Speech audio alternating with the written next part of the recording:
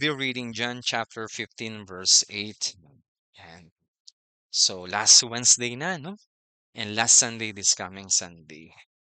Let's read verse 8 of John chapter 15.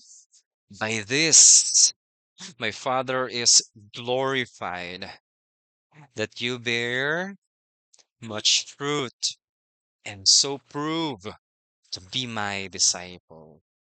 This is the word of God, and all the people of God will say, Praise be, praise be to God, my brothers and sisters. Disciple making, bunga siya, no? Bunga siya ng pakikipagniig natin sa Diyos. Yung patuloy nating pag-enjoy sa pag-ibig ng Diyos, ang bunga nun ay pagdidisipulo. Ito kasi ang sabi ng ating Panginoon in verse 9. Sinabi niya dito, As the Father has loved me, so I have loved you. Abide in my love. Abide in my love. Makikita natin in verses 1 to 8, paulit-ulit na sinasabi ni Jesus Christ sa kanyang mga disciples, Abide in me, abide in me. So this is the other way of saying abide in me. Abide in my love. Abide in me is to abide in His love. Kung titignan natin, ano po yung ibang pagkakasabi ng ating Panginoon? Ano po ba yung ibig niyang sabihin to abide in my love? Bago ko po sabihin, my brothers and sisters, yung abide in my love is a command. Kapag command, once again, ito po ay hindi natural na gagawin ng isang mananampalataya, ng isang tao. Kaya siya command. It gives us the necessity sa ating mga mananampalataya na gawin natin to because this is right and healthy for all of us. Command is giving us the necessity for Christians to love and abide in the love of the Lord Jesus Christ. The other way of saying abide in Jesus' love is this: allow Jesus' love to penetrate your soul and satisfy you and enjoy and live by it. To penetrate your soul. Ibig sabihin, my brothers and sisters, hindi lang natin alam na mahal tayo ni Kristo. No, talagang tumatagos pa rin 'to sa ating kaluluwa. Ito yung parang nagbibigay sa atin ng kasiyahan, ng lakas ng loob, nagpapatatag sa atin at bumabago sa atin. Hindi lang yung benefit yung ating natatanggap sa pagmamahal ni Kristo na natatanggap natin, yung experiential love, kundi ito rin talaga yung nagbibigay sa atin ng sense of, "I want to enjoy it more. I want to enjoy it more." No? Ayun yung sinasabi ni Jesus Christ, to abide in my love, to enjoy your love, to enjoy my love. At sa pamamagitan nito, ng pag-ibig na 'to, dito tayo mabubuhay. Kung saan kung hindi natin nararamdaman na mahal tayo ni Kristo, no? At minsan nakakalimutan natin, ang hirap mabuhay bilang isang Kristiyano, no? So abide in my love means allow Jesus' love to penetrate your soul deep within and satisfy you. And enjoy and live by it. Why? Ba't natin kailangan mag-abide in Jesus' love? It gives us one reason as we see verse 8. Sabi ni Jesus Christ dito, I want you to bear much fruit. Kasi gusto kong mamunga ka. I want you to see yourself a transformed Christian. A transformed Christian is a Christian who makes disciple.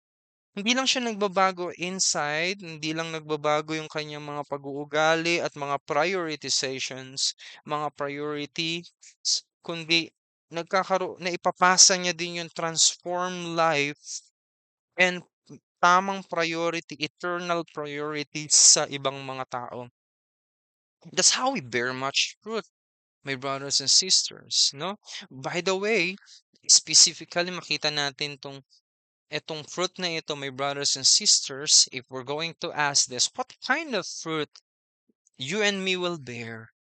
Sabi niya sa John chapter 15 verse 16, no? Sabi niya, you did not choose me, but I chose you. Wow.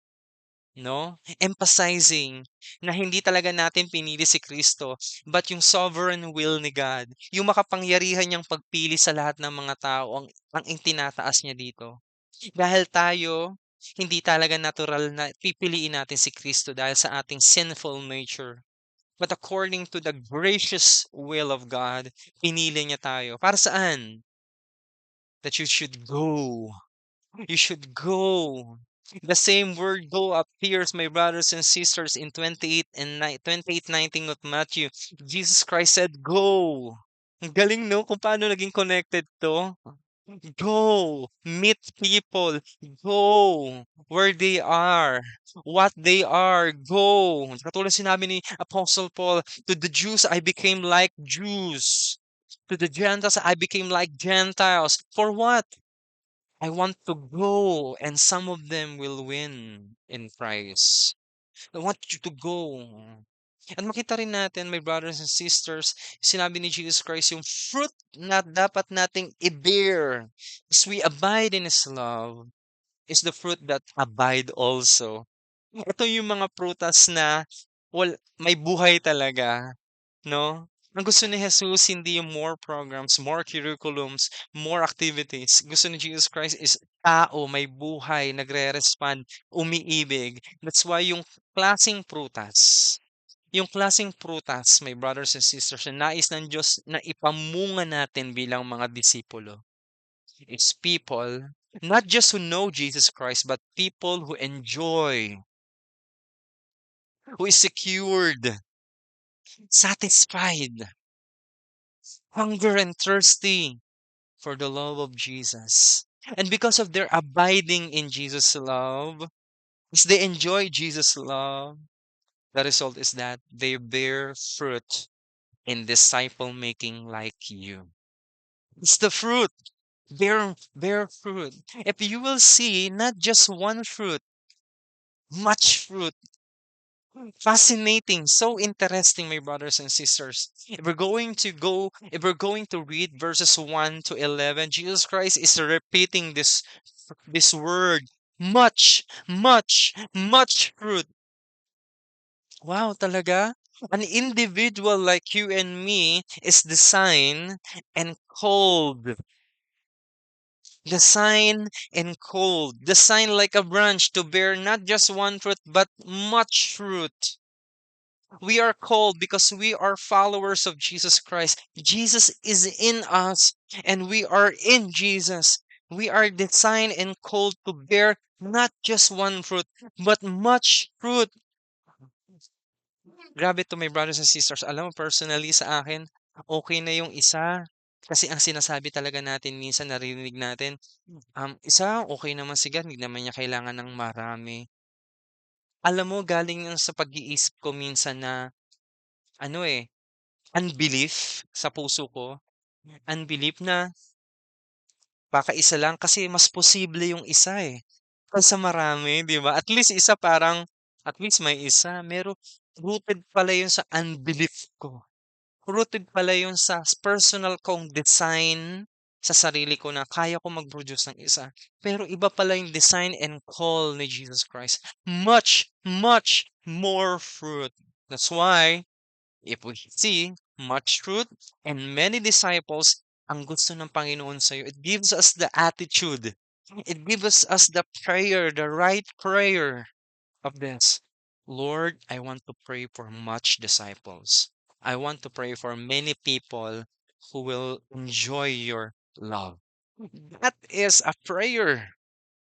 Prayer, not because of motivation na makita ng numerical growth lang, qualitative growth, pero yung prayer na galing sa sinabi ni Jesus that I design you, that I called you to bear much fruit.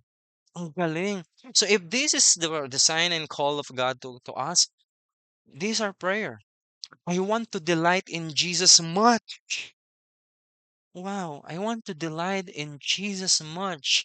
If abiding in Jesus, if abiding in Jesus' love, if enjoying love, it's the ultimate and the only reason kung bakit tayo magbe-bear much fruit. So our prayer should be, Lord, I want to enjoy your love more.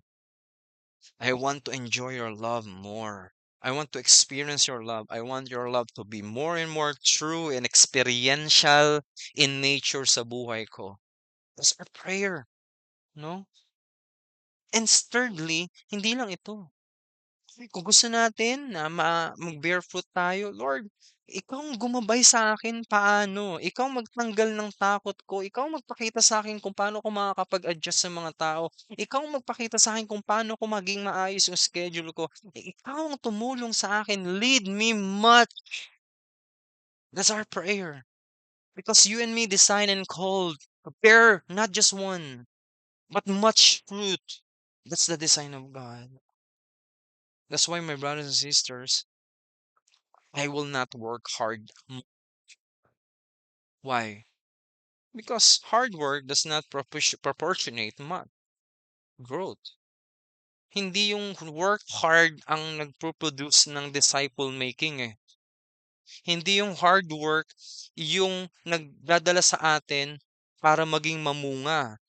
Ano po ang nagdadala sa atin, nagkukos sa atin, nagdudulot sa atin ng much fruit, but abiding in Jesus' love, enjoying the love of Jesus, allowing the love of God to penetrate in our soul and be satisfied with it and live by it, not work hard, not earn, not more, not more. Kasi kakatakot, my brothers and sisters, no? May mga threat na pag maraming nagdi-disciple, maraming disciple making sa linya or disciple making strands, yung mga sanga sa mga yung list, tapos pag mega church, binibless ni God, hindi po. Kasi may mga maraming nagdi-disciple, maraming mga strands ng disciple making list, madaming mega church pero wala kay Kristo, no? They are teaching Christ but they do not really love Christ. They know Christ, but they are just using the name of Christ for disciple making. Ang tinutukoy ko po dito, my brothers and sisters, ay mga kulto. Marami, malaki, maraming mga taong ma-attend sa Bible studies and worship service, but they are not abiding in Christ and Jesus is not abiding in them. They are just using the name of Jesus Christ for the sake of growth. They are teaching the teachings of Jesus Christ, but few, subjective and selective lamang pong mga katuturuan, yung mga pinipili lang nilang mga katuruan kung hindi talaga yung pinakaturo ni Kristo. Pero yung bunga na talagang nakaka-glorify kay God is yung bunga na na kay Kristo. Yung bunga na na kay Kristo.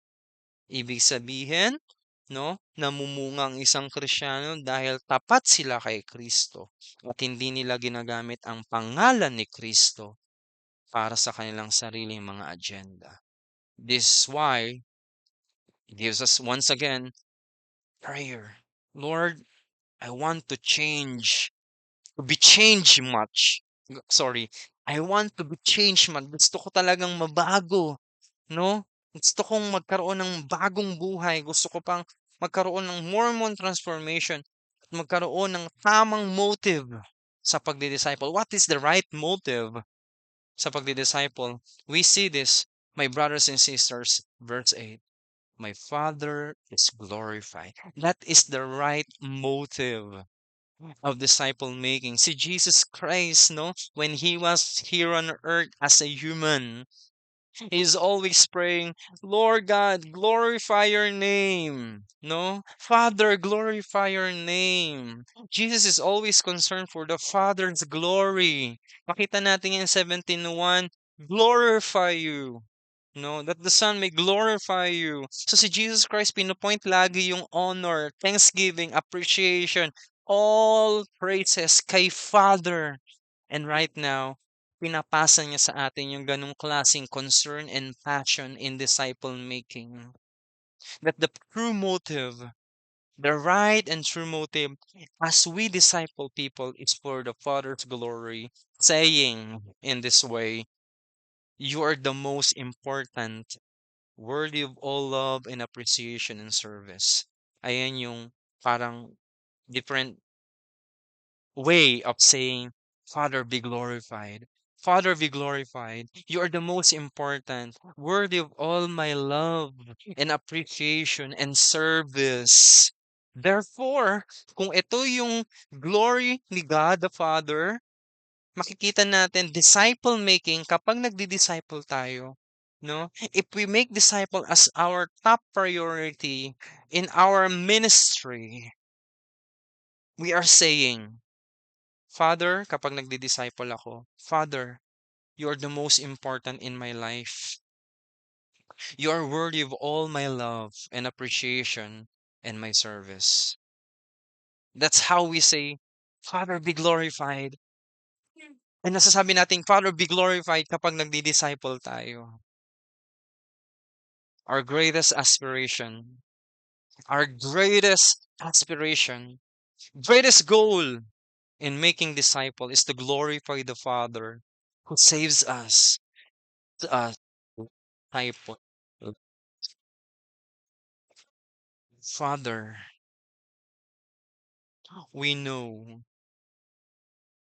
as you said in your word, you chose us and you draw us to Jesus Christ to be saved by His blood. Pinili mo kami at inilapit mo kami upang maligtas sa pamamagitan ng dugo ni Kristo. At pinili mo kami para magdisipulo, Panginoon. Ngunit hindi namin kayang mamunga on our own. That's why the Lord Jesus Christ is commanding us to enjoy His love. Allow His love to penetrate in our soul, not just mental information, but really, really a life motivation to enjoy the love of God in Christ Jesus, to experience it every detail, single small detail of our life, Lord God. We pray for much disciple. We pray for more and more joy in your love. We pray, Lord God, that you lead us and guide us how you want us to be used in disciple making. We glorify your name, Father, in Jesus' name. Amen. Salamat po sa pakikinig ng ating short devotion.